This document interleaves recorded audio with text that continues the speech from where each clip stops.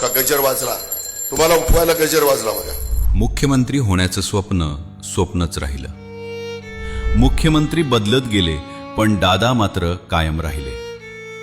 उपमुख्यमंत्री अजितदादांचा हा व्हिडिओ नक्की शेअर करा.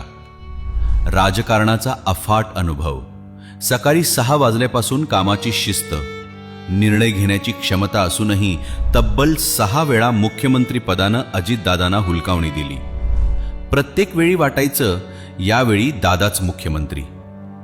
राजकारण तापायचं, समीकरणं बदलायची आणि शेवटी अजितदादा उपमुख्यमंत्री पदाची शपथ घ्यायचे.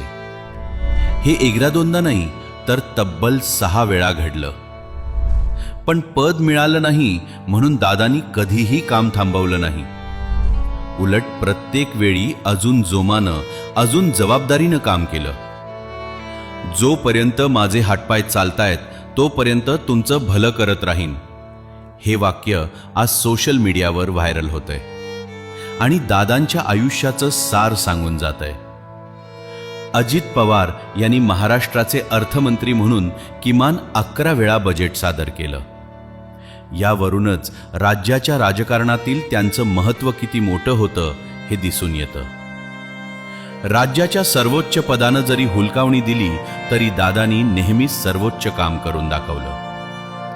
आज महाराष्ट्रानं एक कार्यकुशल, अनुभवी आणि संवेदनशील नेतृत्व गमावलं आहे.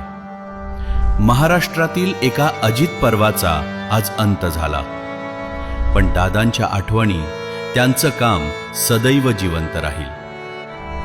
लाडक्या अजितदादांना प्युअर राजकारणकडून भावपूर्ण श्रद्धांजली.